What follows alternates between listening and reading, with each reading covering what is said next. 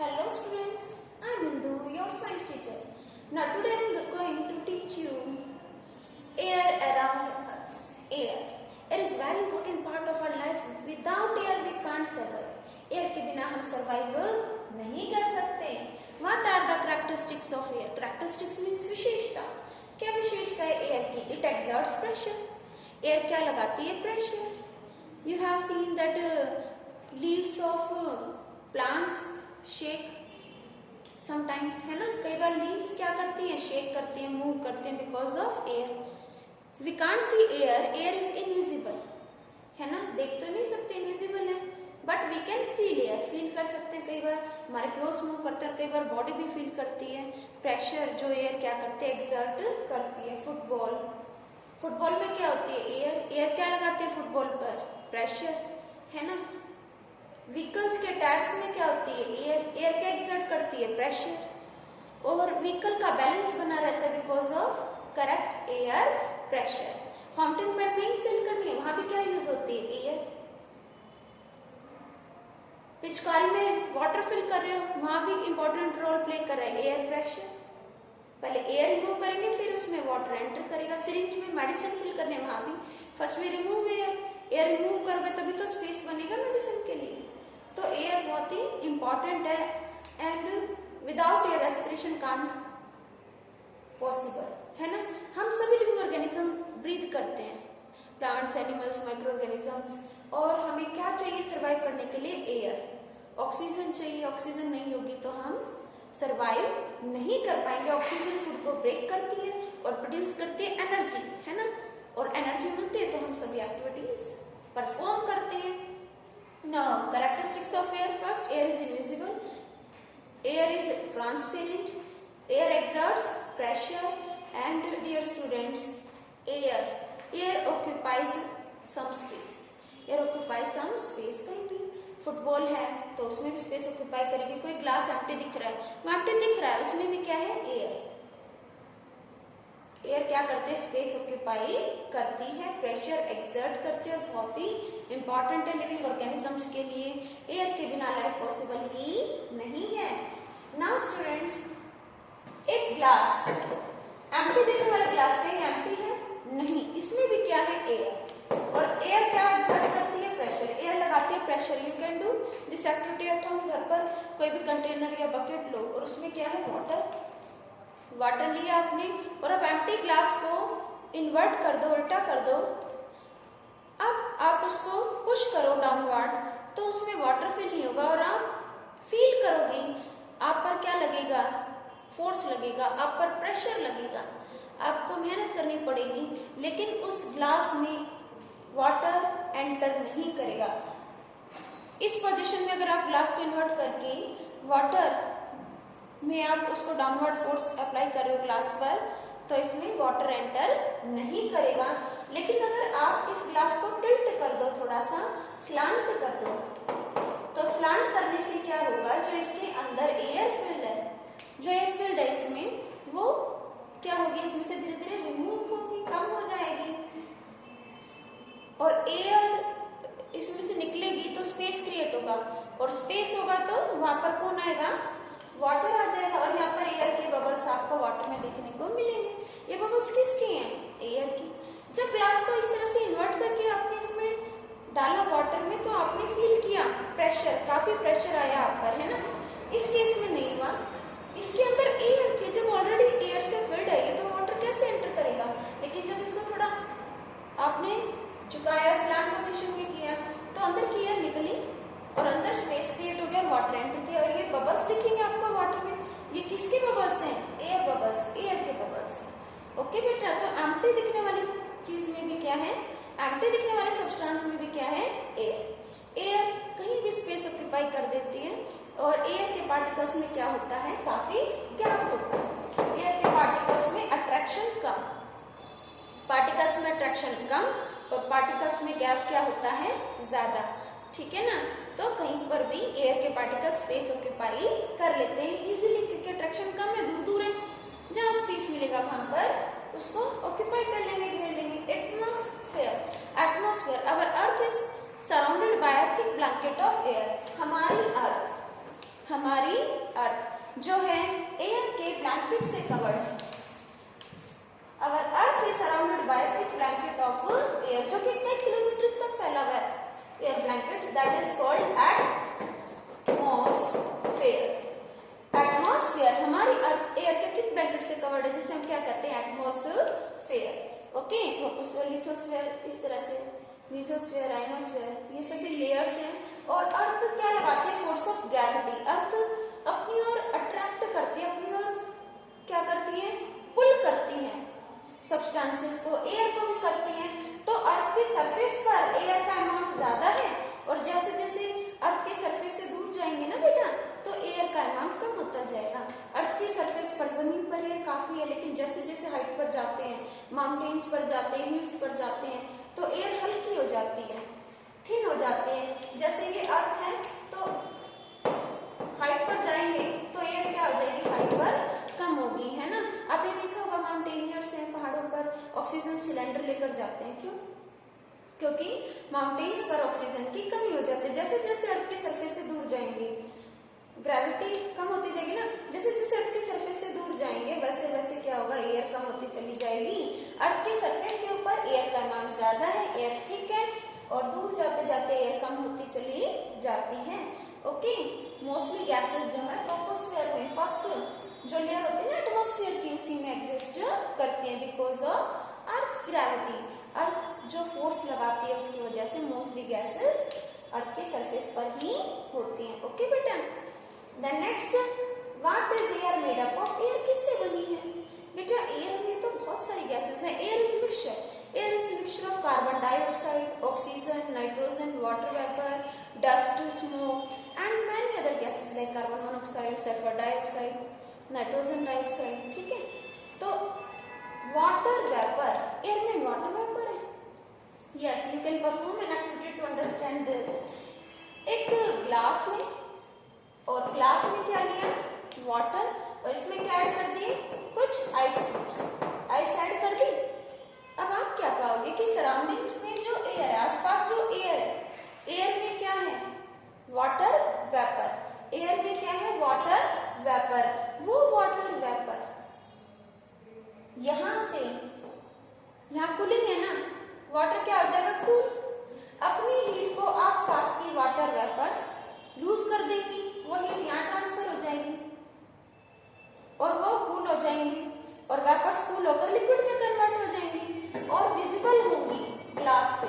Glass तो आपने clean लिया था, ड्राई लिया था बाहर से, आपने ड्राई ग्लास लिया और उसमें आपने वाटर लिया और फिर आपने कुछ आइस क्यूब ऐड किए। वाटर तो एकदम क्या हो गया, लो टेम्परेचर पे आ गया, लेकिन आसपास जो एयर है उसमें जो मॉइस्चर है वो अपनी हीट को लूज करेगा, हीट को लूज कर देगा, आसपास पहुंचा देगा और वेपर्स अपनी हीट देंगी।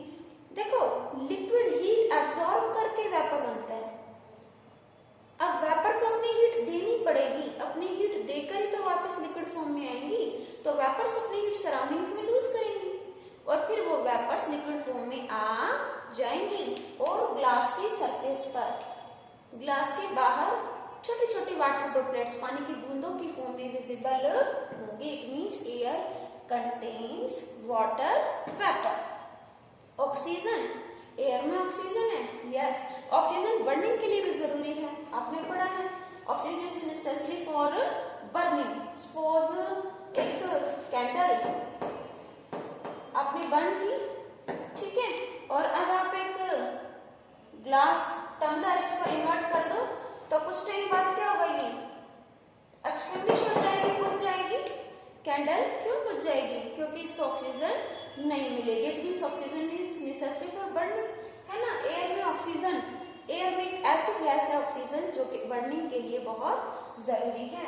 और डियर स्टूडेंट्स, अगर हम एक और एक्टिविटी परफॉर्म करते हैं, एक ग्लास टफ लिया, 2 ग्लास टफ लेते हैं हम और इक्वल साइज की कैंडल लेते हैं दोनों तरफ में, और वाटर का अमाउंट भी दोनों तरफ में क्या रखते हैं, इक्वल। लेकिन इसमें ग्लास इन्वर्ट किया आपने स्मॉल साइज का और इसमें आपने इन्वर्टेड ग्लास लिया है लार्ज साइज में, तो आप क्या पाओगी, आप find out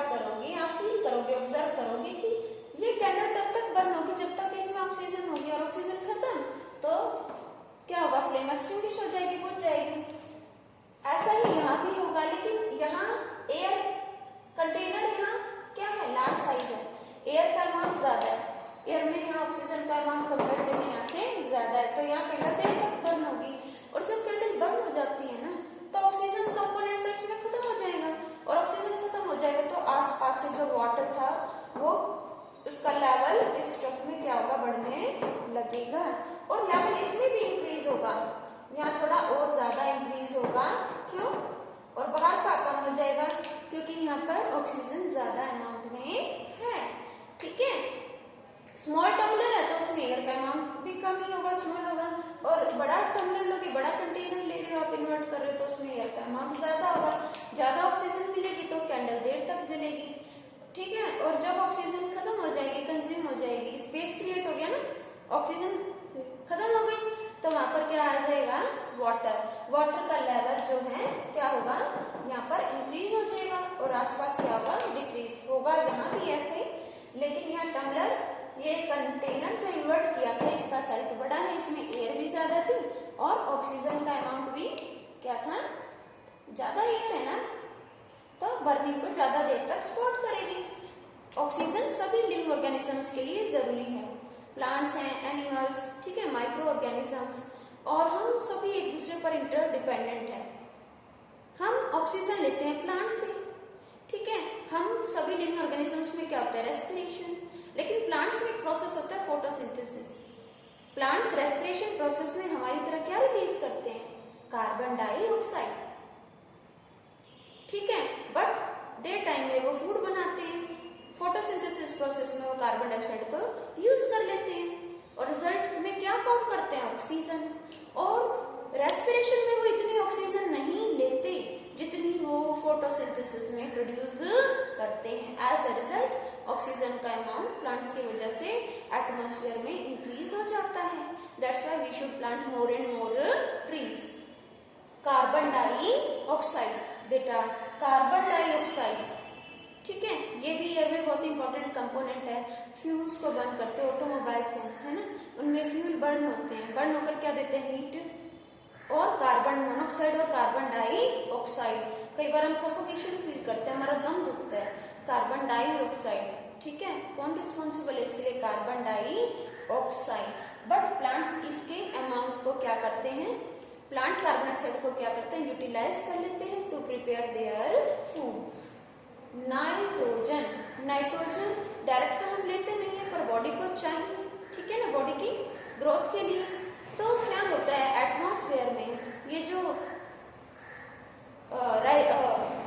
nitrogen fixing bacterias होते हैं, राइजोबियम, लिग्यूमिनस प्लांट्स जैसे कि पी, मशरूम, ठीक है, बीन्स, ठीक है, फाइबर्स जो प्लांट्स होते हैं उनके रूट नोडल्स में क्या होते हैं, बैक्टीरिया राइजोबियम होते हैं, एटमॉस्फेरिक नाइट्रोजन को लेते हैं और नाइट्रोजन कंपाउंड्स में कन्वर्ट कर देते हैं।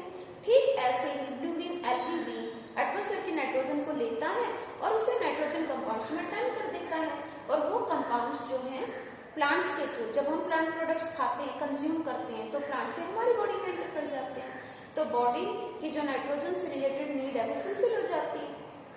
नाइट्रोजन हम सभी को चाहिए, बट हम एयर में से नाइट्रोजन डायरेक्ट नहीं ले सकते, नाइट्रोजन का अमाउंट बहुत है बट हम डायरेक्ट नहीं ले सकते। ये राइजोबियम बैक्टीरिया और ब्लू ग्रीन एल्गी एटमॉस्फेयर की नाइट्रोजन को नाइट्रोजन कंपाउंड्स में कन्वर्ट करते हैं, ठीक है, और प्लांट्स तक पहुंचाते हैं। प्लांट्स को एनिमल्स कंज्यूम करते हैं तो एनिमल्स को भी क्या होता है, इस तरह से नाइट्रोजन के कंपाउंड्स मिल जाते हैं, ओके, प्रोटीन की फॉर्म में, जो कि बॉडी के बिल्डअप होने के लिए बहुत जरूरी है। डस्ट और स्मोक भी होती है एयर में। स्मोक मीन्स धुआं, स्मोक मीन्स धुआं। अब ये फ्यूल बर्न होते हैं तो क्या प्रोड्यूस करते हैं, धुआं। गाड़ियों से क्या निकलता है, धुआं। किचन में या फैक्ट्रीज में, इंडस्ट्रीज में देखिए चिमनीज, चिमनीज क्या रिलीज करती हैं, स्मोक, स्मोक रिलीज करते हैं, धुआं। हम कई बार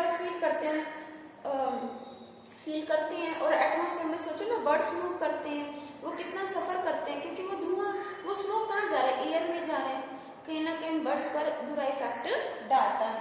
डस्ट, एयर में डस्ट भी है, मूव करते हैं, कहीं कहीं पर डस्ट ज्यादा है, कहीं कहीं पर कम होती है, कई बार हम स्नीज करते हैं धूल मिट्टी में, है ना। क्यों? क्योंकि हमारे नोस्ट्रल्स में, हमारे नोज में क्या है, हेयर और mucus, hair and mucus. Mucus mucus एक केमिकल है, ठीक है। ये क्या करता है, डस्ट को रोकता है बाहर और हमें डस्ट से बचाता है। हम स्नीज कर देते हैं, प्रेशर से क्या करते हैं, डस्ट को रिमूव कर देते हैं। हम माउथ से ब्रीथ नहीं करते, हम नोज से करते हैं। सांस मुंह से नहीं लेते, नोज से लेते हैं। एक तो माउथ का एरिया ज्यादा है, नोज का एरिया कम है, और एक यहाँ पर ना म्यूकस है और ना ही हेयर है ब्लॉक करने के लिए, रोकने के लिए डस्ट को। Okay, that's why we should breathe through our nose, not through our mouth. Nose से ब्रीथ करें, ना कि माउथ से। नोज में क्या है, hair and mucus that prevent entry of dust inside our body. Okay, then next है availability of oxygen to plants and animals. कहाँ से मिलता है सभी लिविंग ऑर्गेनिजम्स को ऑक्सीजन? बेटा जो लैंड पर है, एटमॉस्फेयर से। हम लैंड पर सर्वाइव कर रहे हैं, एयर में क्या है, ऑक्सीजन हम डायरेक्ट ले रहे हैं। जो वाटर में सर्वाइव कर रहे हैं ऑर्गेनिजम्स, वो कैसे लेते हैं? डियर स्टूडेंट्स, वाटर को जब हम बॉइल करें तो आपने देखा होगा, वाटर को जब आप हीट देते हैं तो उसमें बबल्स दिखते हैं। वाटर में क्या दिखता है, बबल्स। इट मीन्स वाटर में क्या है, air. Water contains air. Air dissolve होती है, घुली हुई होती है, हमें दिखाई तो देती नहीं है, बट वाटर में भी क्या होती है, एयर। अब ये एक्वाटिक प्लांट्स हैं, एनिमल्स हैं, पानी में रहने वाले प्लांट्स एनिमल्स हैं, वो पानी में रहते हैं, तो वो उससे क्या ले रहे हैं, एयर। पानी में क्या ले रहे हैं, पानी से air. Okay, it means water में क्या होती है, एयर। जब आप वाटर को बॉइल करते तो बबल्स दिखेंगे, ये बबल्स एयर के, it means water contains air. अब कुछ एनिमल सॉइल के अंदर रहते हैं, है ना, और कुछ सॉइल में होल्स कर देते हैं, बिल बना लेते हैं। ये क्या है, ये अर्थवर्म्स भी सॉइल में रहते हैं। सॉइल में भी होती है एयर। अगर आप एक कंटेनर लें और उसमें क्या ऐड करें, कुछ अमाउंट सॉइल का, कंटेनर में क्या लेंगे बेटा, सॉइल। कंटेनर में क्या ली, सॉइल, और अब इसमें ऐड कर दो कुछ अमाउंट किसका, वाटर का। जब आप सॉइल में वाटर ऐड करोगे ना, तो आप फिर बबल्स देखोगे। ये बबल्स कहाँ से आ गए, सॉइल में वाटर ऐड करने पर बबल्स फॉर्म हुए। इट मीन्स सॉइल में भी क्या थी, एयर। सॉइल में भी क्या होती है, air. When we add water to the soil, when we add water to the soil, we will observe some bubbles of air in the water. This shows that soil contains air. Okay बेटा, soil में क्या होती है, air। तो clear है आपको, atmosphere से air मिल रही है, वाटर में भी मिल रही है और सोइल में भी मिल रही है। बारिश के दिनों में क्या होता है, सोइल में पानी ज्यादा हो जाता है और एयर की कमी, तो जो सॉइल में रहते हैं स्मॉल एनिमल्स, वो निकल आते हैं बाहर। जैसे अर्थवर्म देखा होगा आपने, बाहर निकल आते हैं, केचुए मूव करने लगते हैं। क्योंकि सॉइल में वाटर ज्यादा हो गया, एयर की कमी हो गई, वो प्रॉपर ब्रीथ नहीं कर पा रहे, तो वो सरफेस पे आ जाते हैं, जमीन पे आ जाते हैं, जमीन में से निकलकर ऊपर आ जाते हैं ताकि वो एयर ले सके। ओके बेटा, soil contains air, water contains air, and atmosphere is blanket of air. Our earth is surrounded by air. Now importance of air. Air is very important. windmill से प्रोड्यूस होती है इलेक्ट्रिसिटी, और water tubewell से लिया जा सकता है through windmill. और विंडमिल काम किसकी वजह से कर रही है, विंड की वजह से, मूविंग एयर की वजह से। एयर प्रेशर, ये जो एटमॉस्फेयर में वाटर का सर्कुलेशन हो रहा है, वाटर इवेपोरेट हो रहा है, किसके थ्रू जा रहा है, एयर के थ्रू। वाटर किस में जा रहा है, एयर में। ऊपर कंडेंस हो रहा है, फ्रीज हो रहा है, क्लाउड फॉर्म कर रहा है, एयर में। प्रेसिपिटेट हो रहा है, रेन, हेल, स्नो की फॉर्म में, बारिश, ओले, बर्फ की फॉर्म में, है ना। इवेपोरेशन, कंडेंसेशन, प्रेसिपिटेशन, सब कुछ एयर में हो रहा है। मीन्स वाटर साइकिल हो रही है, एयर की वजह से पॉसिबल है ना। एयर किसमें हेल्प कर रही है, वाटर साइकिल में। Air helps in water cycle, air maintains water cycle. Water के सर्कुलेशन में हेल्प कर रही है, ये गैसेस का एक्सचेंज हो रहा है। तो एयर क्या है, हम सभी के लिए बहुत ही इंपॉर्टेंट है। ये